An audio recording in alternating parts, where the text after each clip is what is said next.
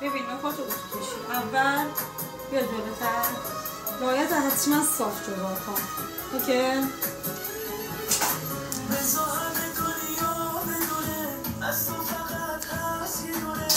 نکته بعدی، حجمی که برمیداری طوری باشه که نه دستت از زیر مشخص باشه نه اینقدر کلوف باشه که اتوکشی خوبی نشه.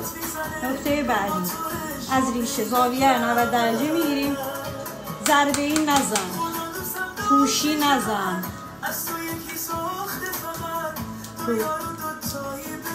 زوم نکن قسمت ریشه. چند تا که زدی جهت دست و شونت عوض کن،